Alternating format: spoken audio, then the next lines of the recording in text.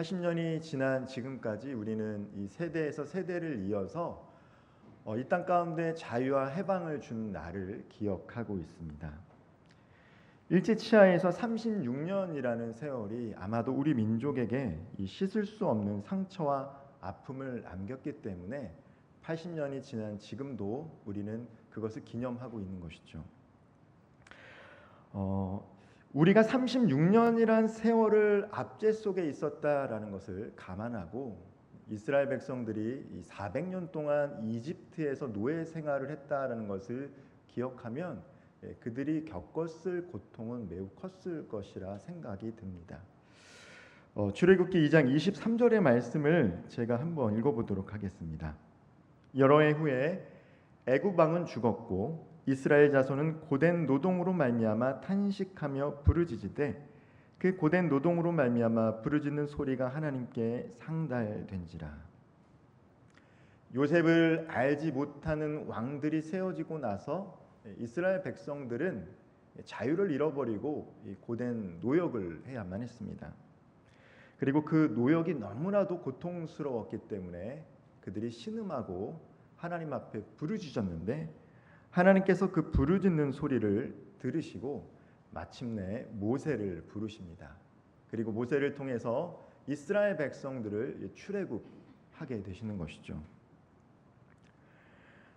하나님께서는 모세를 통해서 이집트에 10가지 재앙을 내리고 마침내 이스라엘 백성들을 데리고 홍해길로 건너가게 됩니다. 홍해 앞에서 물이 있었기 때문에 홍해 바다라고 하죠. 바다가 있었기 때문에 건너가지 못하고 있었는데 애굽 군사들이 병거를 타고 뒤쫓아왔습니다. 그때 놀라운 일이 일어나죠. 모세가 손을 드니까 홍해가 갈라지면서 마치 그 바다를 메마른 땅처럼 지나가게 된 것입니다. 놀라운 구원을 경험한 것이죠. 그리고 그 구원을 경험했던 이스라엘 백성들은 더 이상 아무 문제가 없을 것으로 생각했습니다. 그리고 기쁨으로 광야길을 걷기 시작했습니다. 그런데 문제를 만나게 됩니다. 바로 물이 떨어진 것이죠. 마실 물을 얻지 못하자 그들의 아이들은 갈증으로 부르짖었고 그들이 함께 데리고 나왔던 가축들도 비틀비틀 거리게 되었습니다. 사흘길을 걷다가 마침내 물을 발견했는데 물을 마셨는데 너무나 썼습니다. 그래서 백성들은 그곳을 쓰다라고 해서 마라라 정했어요. 이 마라라는 단어는 쓰다, 고통, 괴로움을 뜻합니다. 2주 전에 황재영 목사님께서 룻기를 가지고 말씀을 선포하셨을 때 나오미가 모압 땅에서 예루살렘 떡집으로 돌아왔을 때, 이 베들레헴으로 돌아왔을 때 사람들이 나오미를 보고 환영했을 때 나오미가 이스라엘 사람들을 향해서 했던 말이 뭐냐면 나를 나오미라 하지 말고 마라라 하라고 했습니다. 나오미는 기쁨이라는 뜻을 가지고 있고요. 마라는 고통과 괴로움이라는 뜻을 가지고 있기 때문입니다. 아마도 이스라엘 백성들이 사흘길 만에 찾았던 그 샘물을 먹고 썼기 때문에 그 너무나도 고통스러워서 아마 원망의 뜻이 담긴 마라라고 정했던 것 같아요. 이스라엘 백성들이 24절의 말씀에 기록이 되어 있습니다. 24절 말씀 제가 한번 읽어보겠습니다.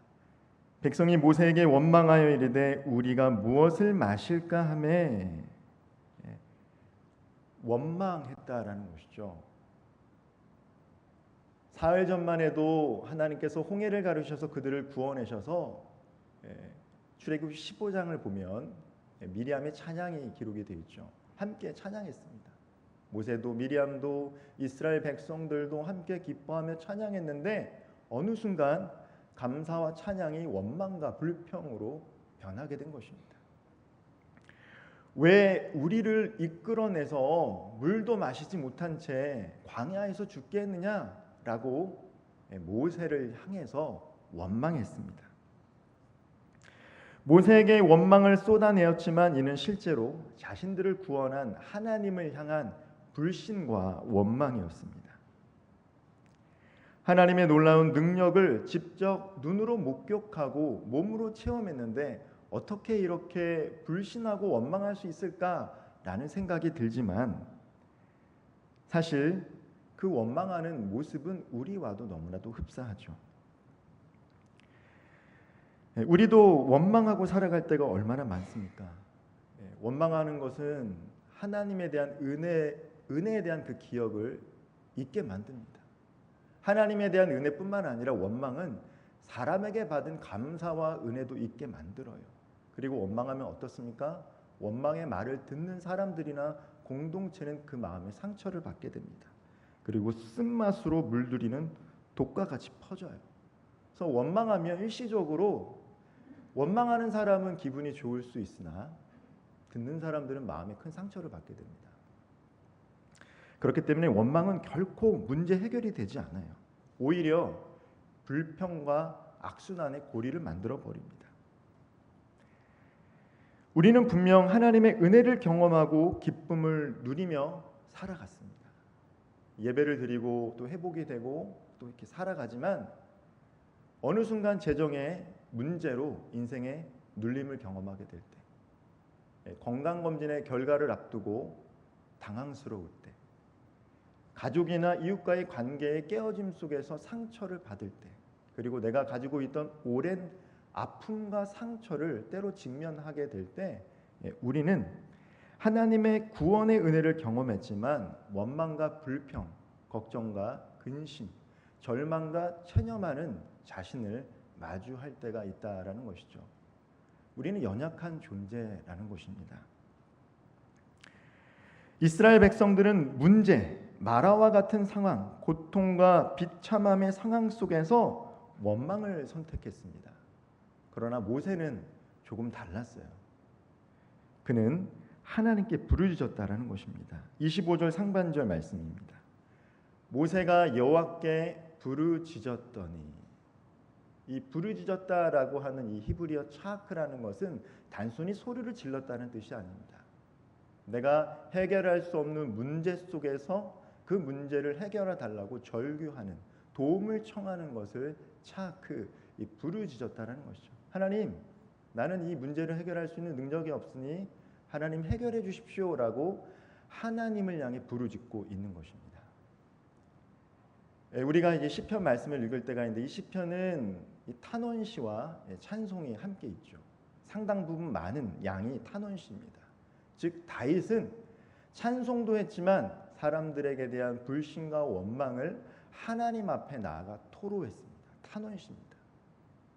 사람들에게 원망하기보다 다윗은 하나님께 나아가 자신의 감정을 토로했습니다. 마찬가지로 모세는 원망을 선택하기보다 하나님 앞에 나아가 하나님께 절규하기를 선택하신 것이죠. 그리고 이 부르짖음의 기도는 하나님 나라의 언어예요. 하나님은 우리가 부르짖을 때 반드시 듣고 계십니다. 하나님은 우리의 작은 신음에도 응답하신다라는 것이죠. 문제가 만났을 때 사람에게 원망하기보다 하나님께 부르짖으면 하나님 우리의 신음 가운데 반드시 응답하신다라는 것을 믿음의 사람 다윗도 그리고 모세도 알고 있었어요. 앞서 말했지만 원망이라는 것은 우리가 하나님께 받은 은혜를 기억하지 못하게 합니다. 상대방을 향해 불신을 쌓게 합니다. 그러나 기도는 어떻습니까? 부르짖음은 어떻습니까? 문제를 해결하고 우리가 당면한 상황을 역전시키는 하나님의 강력한 도구가 됩니다. 모세는 원망하기보다 부르짖음을 선택한 거예요. 그때 하나님께서 어떻게 응답하십니까? 한 나무를 가리켰고 모세가 그 나무를 그 쓴물에 던졌습니다. 그러자 어떤 일이 일어나요? 쓰디 쓴 그 물이 단물로 변하게 됩니다. 오늘날 이 말씀을 읽으면 상식적으로 이해가 되지 않죠. 나무 하나 던졌는데 어떻게 쓴물이 단물로 바뀌었을까? 우리가 이 말씀을 읽을 때 이 나무가 어떤 나무인가? 이것보다 더 중요한 것은 모세가 하나님이 가리켰던 그 나무를 쓴물에 던졌다라는 행위가 더 중요한 것이죠. 하나님께서 모세를 향해서 그 위기의 순간에 한 나무를 가리키고 던지라고 얘기하셨을 때 아마도 하나님을 신뢰하지 않았다라면 하나님, 내가 왜 이 상황에서 왜 나무를 던져야 됩니까? 나를 이해시키십시오. 나를 납득시키십시오. 라고 이야기할 수도 있었을 거예요. 그러나 모세는 그러하지 않았습니다. 모세는 하나님께서 지시하신 그 나무를 쓰디쓴 물 가운데 던졌어요. 즉 모세는 하나님의 말씀에 즉각적으로 순종했습니다. 순종은 막혔던 우리 삶의 길을 열게 만드는 믿음의 태도입니다. 오늘 본문에도 하나님께서는 이스라엘 백성들에게 순종을 요구하고 계세요. 순종이라는 건 무엇입니까? 우리의 상식으로, 우리의 이성으로 이해될 수 없는 상황 가운데서 하나님께서 말씀하실 때 선택하는 믿음의 행동이에요. 하나님을 알지 못하는 사람들은 선택할 수 없습니다. 그리고 예수를 믿고 하나님 가운데 살아가지만 순종의 삶을 살아가는 것은 쉬운 것이 아니에요. 왜냐하면 우리의 상식으로, 이성으로 납득되지 않기 때문입니다. 그러나 모세는 순종을 선택한 것이죠. 그러자 어떻습니까? 막혔던 길이 열리게 되는 것입니다. 성경은 마라의 사건이 우연히 일어난 일이라고 이야기하지 않습니다. 우연처럼 보이지만 모든 것은 하나님의 필연인 것이죠. 특별히 오늘 말씀 25절에는 하나님의 시험이다라고 이야기하고 있어요. 히브리어 나사, 이 시험은 어떤 사람이나 대상이 어떤 역경과 고난을 통해서 그 수준을 가늠하게 하는 것을 의미합니다. 이 사람과 이 대상이 그것들을 감당할 만한 사람인가 테스트하는 시험을 나사라고 얘기해요. 왜 하나님께서 이스라엘 백성들을 시험하셨습니까? 하나님이 이스라엘 백성들의 마음의 상태를 알지 못해서 시험하게 하신 게 아니에요. 왜 하나님의 믿음의 사람들에게 시험을 허락하십니까? 그것은 하나님이 그 사람들의 마음의 중심과 상태를 모르기 때문이 아니에요. 오히려 하나님은 그 시험을 통해서 우리가 하나님을 얼마나 사랑하는지를 깨닫게 해주세요. 하나님은 아브라함이 하나님을 사랑하는 것을 알고 있었어요. 그리고 아브라함도 하나님을 사랑한다라고 믿음으로 고백했던 사람입니다. 그러나 하나님께서 그의 독생자 아들을 모리아산으로 가서 번제를 드리라고 했을 때 아마 그는 매우 번민했을 것입니다. 하나님의 또 다른 시험이었죠. 그러나 마음 가운데 결정을 하고 칼을 들어 그의 아들 이삭을 내리치려 할 때 그 순간 마침내 아브라함은 깨달았어요. 내가 내 사랑하는 독생자 아들 이삭보다 하나님을 더 사랑했구나. 내가 하나님을 더 사랑한다라고 고백은 했지만 막상 하나님께서 이해할 수 없는 상황 가운데 나를 몰고 가셨을 때 하나님의 말씀에 순종해서 선택했을 때 비로소 아브라함은 내가 얼마만큼 하나님을 사랑하는지 알게 되는 것이죠. 성경을 보면 하나님께서 출애굽한 이스라엘 백성들을 구름 기둥과 불 기둥으로 인도하시며 마라 가운데 인도하셨다라는 것입니다. 우연이 아니라 하나님께서 인도하신 곳이 마라라는 것이죠. 인생 가운데 우리가 고통과 고난과 불행을 직면할 때가 있는데 그것이 우연히 일어난 일이 아니라는 거예요. 하나님께서는 필연 속에서 우리 삶 가운데 어떠한 시험을 하게 하신다라는 거예요. 하나님은 이스라엘 백성을 광야 밖으로 피하게 하시지 않으셨습니다. 광야 속으로 인도하셨어요. 그리고 여기에는 분명한 이유가 있습니다. 광야는 하나님의 자녀들이 인생 수업을 받는 학교라는 거예요. 특별히 하나님께서 귀하게 쓰시고자 하는 사람들은 반드시 광야 학교에서 혹독한 수업을 받습니다. 하나님께서 쓰시려는 사람들은 반드시 고난과 시련이 있다라는 거예요. 모세는 40년 동안 미디안 광야에서 훈련했어요. 다윗은 사울을 피해 10년 동안 유대 광야에서 훈련받았습니다. 바울조차도 부활하신 예수님을 만나고 아라비아 광야에서 3년 동안 훈련했습니다. 광야는 사람이 살아가기 어려운 곳입니다. 그럼에도 불구하고 40년, 10년, 3년이라는 시간을 그 속에서 하나님만 바라보게 한 것입니다. 그 시간을 통해 나의 능력의 원체는 하나님께 있구나라는 것을 깨닫게 하는 것이죠. 하나님께서 축복하셨던 사람, 하나님께서 크게 쓰임 받았던 사람들은 모두 이 마라의 시련과 고난, 광야길을 걸어야만 했습니다. 하나님은 우리가 겪는 삶의 고난과 문제들을 시험으로 바꾸셔서 우리를 영적으로, 인격적으로 성장하고 성숙하게 하세요. 우리가 이런 광야길을 가기 전까지는 내가 하나님을 붙잡고 있구나 라고 믿습니다. 그러나 광야길을 걸으면 어떻게 됩니까? 나를 붙잡고 있던 분은 내가 아니라 하나님이셨구나를 깨닫는 것이죠. 고난을 통해서 나를 붙잡고 계신 분이 하나님임을 깨닫고 고백하게 되는 것입니다. 그래서 하나님께서는 사랑하시는 자들에게, 특별히 하나님이 더 큰 축복과 하나님의 쓰임받는 일꾼이 되기 위해서는 이 광야길을 반드시 걷게 하십니다. 광야에서의 시험은 때로 우리에게 선택하게 합니다. 불평할 것인가, 아니면 부르짖을 것인가, 인간적인 계산을 할 것인가, 즉각적인 순종을 할 것인가, 선택을 하게 한다라는 것이죠. 그리고 이 시험은 단지 이스라엘 백성들에게만 적용되는 것이 아니라 오늘을 살아가고 있는 저와 우리 모든 성도님들이 매일의 삶 가운데 겪어야 할 시험이기도 해요. 그러나 분명한 것은 때로 우리가 너무나도 고통스럽고 절망스러운 상황 속에서도 분명한 것은 하나님은 반드시 우리가 감당할 만한 시험만 주신다는 것이죠. 그리고 이 시험이 너무 커서 부르짖으면 하나님은 반드시 피할 길을 허락하십니다. 모세의 간절한 울부짖음에 응답하시며 하나님은 비로소 당신이 가장 중요한 이름의 하나를 밝혀주셔요. 26절 하반절입니다. 하나님께서 이스라엘 백성들에게 내가 누구인지를 말씀하십니다. 나는 너희를 치료하는 여호와임이라. 나는 치료하는 하나님이다라고 하나님의 이름을 명명하고 계세요.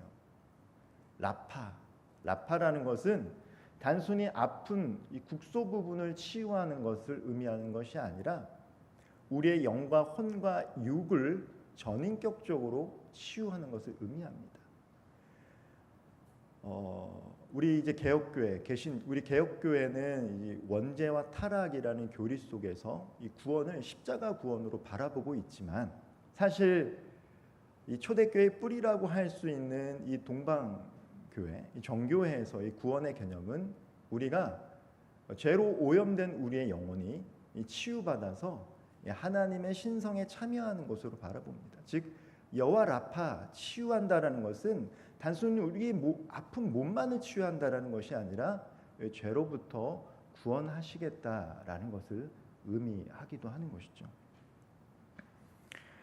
우리 안에는 우리가 인식하지 못하는 쓴뿌리들이 깊이 박혀 있어요. 사람은요 평온할 때는 잘 모릅니다. 그러나 대화 속에서 상대방의 자존심을 건드리거나 나의 상처를 건드리면 그 쓴뿌리들이 올라와요. 그래서 가끔씩 잘 지내고 있다가 갑자기 저 사람 왜 이렇게 발작을 하지? 라고 하는 것은 그 안에 있는 깊은 우리가 알지 못하는 쓴뿌리를 우리도 알지 못한 채 그들과 대화 속에서 이야기했기 때문이에요. 열등감이 있고요, 상처가 있어요. 비교의식이 있다는 것이죠. 위기나 고통의 순간에 마라의 쓴물처럼 우리 삶에 솟구쳐 오르는 쓴뿌리들이 있습니다. 하나님은 우리 외부의 환경만 만져주시는 게 아니에요. 하나님은 마라와 같은 고통스러운 상황에서 우리의 심령, 이 쓴뿌리까지도 제거해 주십니다. 사랑하는 성도 여러분, 육체의 질병뿐만 아니라 우리 마음 가운데 깊이 자리 잡고 있는 쓴물, 즉 상처와 죄악의 뿌리까지도 우리는 하나님 앞에 가지고 가야 돼요. 죄의 문제까지도 가지고 가야 되고요. 남들에게 말하지 못하는, 우리도 의식하지 못하는 내면의 상처와 쓴뿌리를 하나님 앞에 가지고 나가야 돼요. 그러지 않으면 계속 문제가 생겨요. 하나님, 나의 열등감, 나의 죄의식, 이것들을 해결해 주십시오. 여호와 라파, 치유하시는 하나님, 해결해 주십시오 라고 기도해야 합니다. 하나님은 우리의 영혼도 마음도 육체도 깨어진 가정도 병든 사회도 능히 치료하실 수 있기 때문이에요. 그리고 이러한 치유를 행하는 과정 속에서 아픔이 동반될 수 있어요. 외과 의사가 때로는 메스를 들어서 아픈 부위를, 병든 부위를 도려내야 하는 것처럼 우리의 쓴뿌리, 우리의 제약된 습관을 하나님 앞에 가져가면서 치유받는 과정 속에서 때로 우리 또한도 이 아픔을 겪어야 할 때가 있다라는 것입니다. 그러나 그 아픔의 과정들을 잘 이행하며 나아갈 때 하나님은 우리의 심령 가운데 평강을 허락해 주세요. 우리가 그 아픔의 과정을 피하지 않고 통과할 때 그 자리엔 하나님이 주신 평안과 평강이 있는 거예요. 그리고 이 모든 참된 자유의 원천, 치유의 원천은 바로 예수 그리스도십니다. 예수 그리스도를 믿는다라는 것은 죽어서 천국에 가는 것 이상 우리 내면의 쓴뿌리와 상처와 죄된 습성을 만져주신 하나님 안에서 평안과 평강, 이 전인격적인 치유, 이 구원을 경험하는 것이죠. 마라의 쓴물에 던져져 그물을 단물로 바꾼 한 나무가 어떤 성경학자들은 예수 그리스도의 십자가를 가리킨다라고 얘기합니다. 물론 우리와 똑같이 히브리 성경을 읽는 유대인들은 그렇게 해석하지 않죠. 그러나 예수를 믿는 우리들은 하나님께서 던지라고 했던 그 나무를 그리스도 십자가로 보는 것이죠.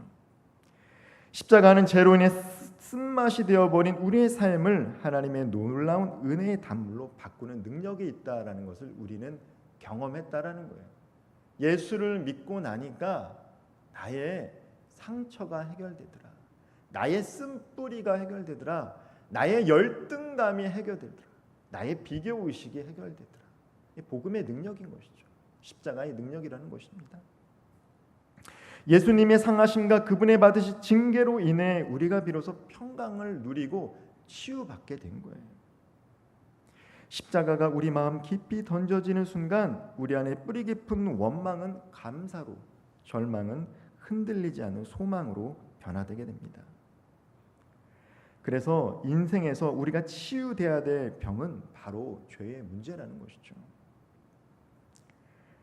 예수 그리스도를 믿는 믿음으로 죽어있던 우리의 영혼이 치유받는 것이 가장 중요하고 그리고 근본적인 치유인 것입니다. 하나님은 마라의 쓴물로 단물로 바꾸는 것에 그치지 않으셨어요. 그것으로 끝난 게 아닙니다. 나무를 던져서 이스라엘 백성들이 물을 마시게 하는 것으로 그치지 않았어요.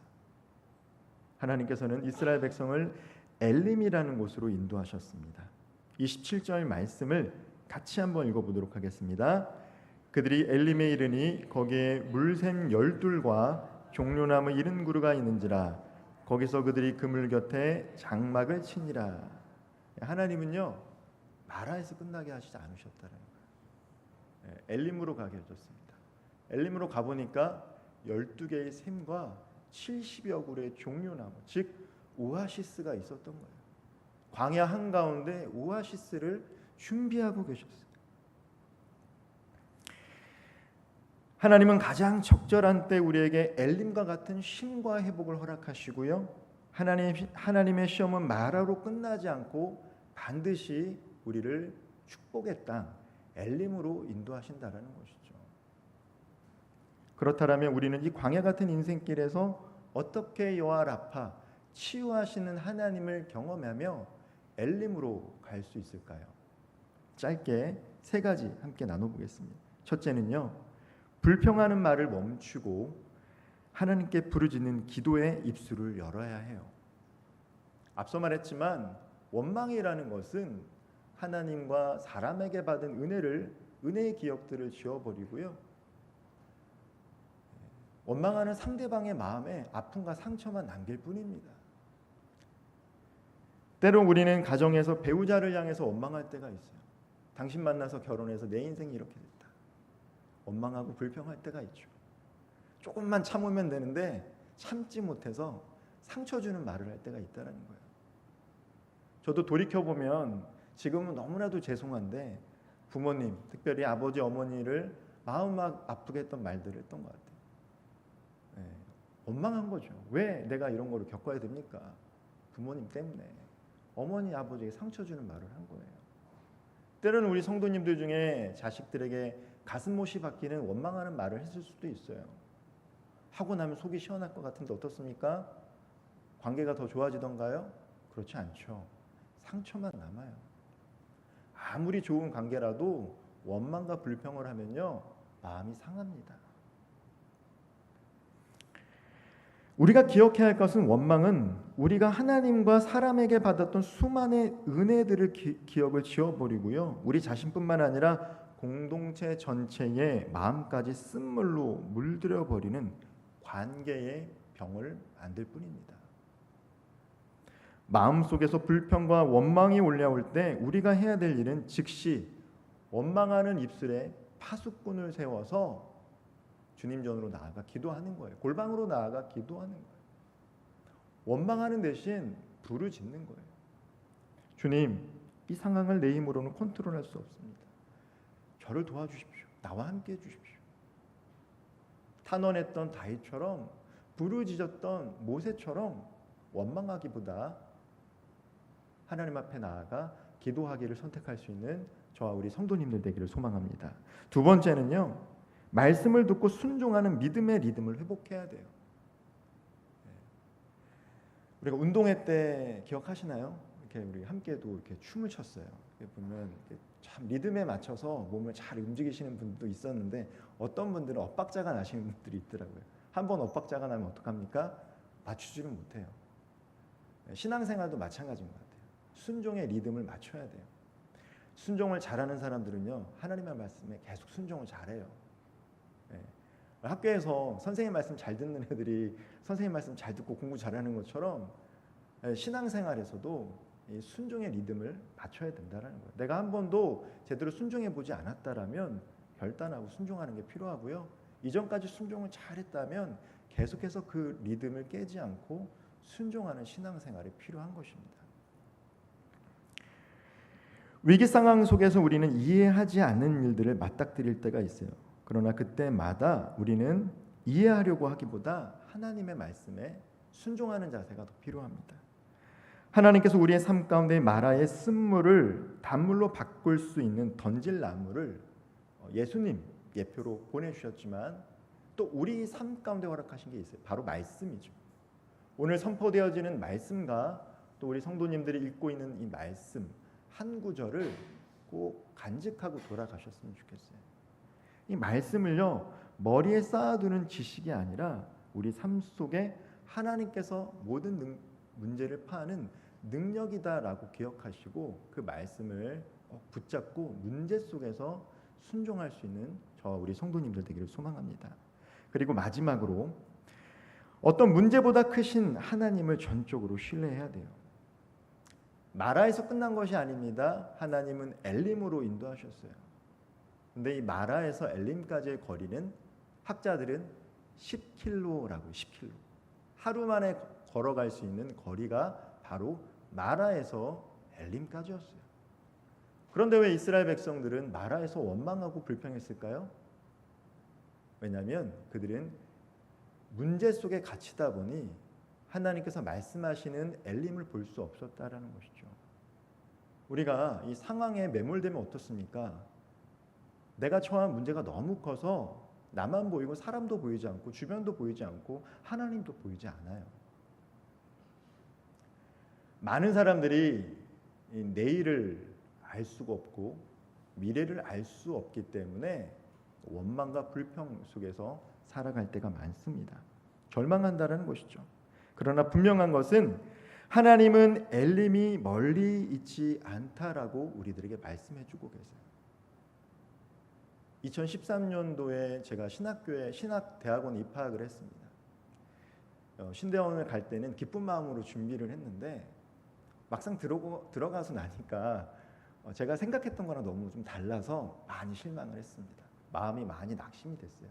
물론 이제 어렵게 시험 준비해서 들어가시는 다른 목회자분들에게 너무 죄송스럽지만 저는 그때 그랬습니다. 마음이 많이 힘들었어요. 그때 기억으로는 강원도 원주의 한 수양관에서 장로의 신학대학교, 뭐 대전신대, 호신대, 서울장신대, 광나루 신학대 모든 신대원 학생들이 함께 모여서 수련회를 가졌습니다. 제 마음이 이렇게 말씀을 듣고 이렇게 은혜 받을 그런 상황이 되지 않았어요.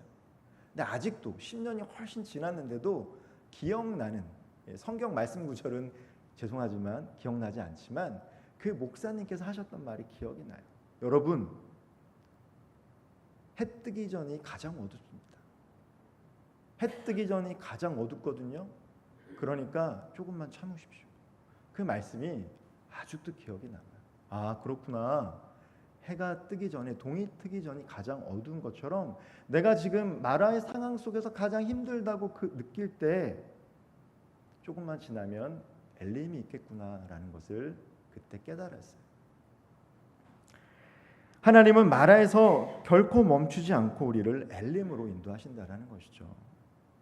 우리의 시선이 문제에만, 나에게만 집중이 되면 우리에게 엘림이라는 선물을 준비하고 계신 하나님을 바라볼 수가 없는 거예요. 이사야서 26장 3절 말씀을 제가 한번 읽어보겠습니다. 주께서 심지가 견고한 자를 평강하고 평강하도록 지키시리니 이는 그가 주를 신뢰함이니이다. 마라의 시간에 하나님은 우리가 하나님만을 신뢰하고 하나님께서 일하실 때까지 기다리시길 원해요. 우리가 아무것도 하지 않아도 돼요. 하나님 신뢰하고 하나님 일하실 때까지 기다리는 게 필요합니다. 그런데 우리는 기다리지를 못해요. 기도했는데 응답이 되지 않으면 내가 무엇인가를 하려고 해요. 조금만 기다리면 하나님께서 마라에서 엘림으로 인도하시는데 그 상황을 참지 못할 때가 있다는 것이죠. 그래서 선지자 이사야를 통해서 심지가 견고한 자는 하나님께서 평강의 평강으로 인도하신다라고 말씀해주고 계세요. 하나님만을 신뢰하며 기다리는 자에게는 하나님께서 반드시 평강으로 응답하십니다. 말씀을 마치겠습니다. 사랑하는 성도 여러분, 마라의 쓴물은 저주가 아니라 하나님께서 우리 삶 가운데 허락하신 축복의 선물인 줄을 믿으시기를 바랍니다. 왜 내게 이러한 문제가 생길까? 왜 내게 이러한 고통이 있을까? 왜 내게 이해할 수 없는 상황을 직면할까? 왜 우리 가정은, 내 직장은, 내가 속한 환경은 이렇게 생각하고 원망할 수 있습니다. 그러나 원망의 순간에 부르짖고 기도할 수 있기를 선택하기를 소망합니다. 인간적으로 계산하기보다 하나님께서 말씀하실 때 즉각적으로 순종하기를 원합니다.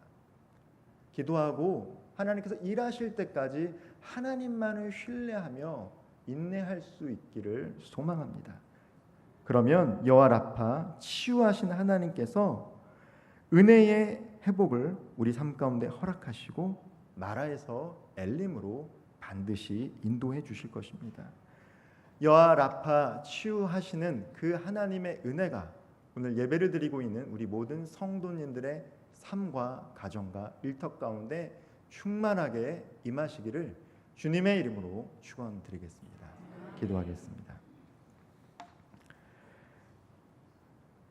연약한 자들의 신음에 응답하시는 하나님, 광복의 은혜를 기억하며 우리 민족을 여기까지 인도하신 주님의 손길에 감사드립니다.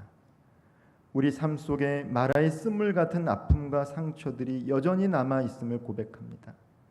그러나 우리 인생의 쓴물을 단물로 바꾸시고 결국 엘림으로 인도하실 하나님을 신뢰하기에 오늘도 믿음으로 소망의 닻을 주님께 내립니다. 원망과 불평 대신 기도할 수 있는 심령의 갈급함을 허락하여 주시고 인간적인 계산보다 순종할 수 있는 마음을, 그리고 문제보다 크신 하나님만을 신뢰하게 하여 주옵소서. 우리의 몸과 마음, 가정과 일터를 주의 십자가 보혈로 치유하사 우리의 쓴뿌리를 뽑아내고 특별히 육신의 연약함으로 간절히 부르짖는 성도들의 기도에 치유와 회복의 은혜를 허락하여 주옵소서. 재정의 문제로 탄식하며 기도하는 성도들을 기가 막힐 웅덩이에서 구원하시고 깨어진 관계로 눈물로 기도하는 성도들의 심령 가운데 하나 되신 것을 힘써 지킬 수 있도록 성령 하나님의 친히 찾아가 위로하여 주옵소서. 이 모든 말씀 살아계시고 역사하시는 우리 구주 예수 그리스도의 이름으로 간절히 기도하옵나이다. 아멘.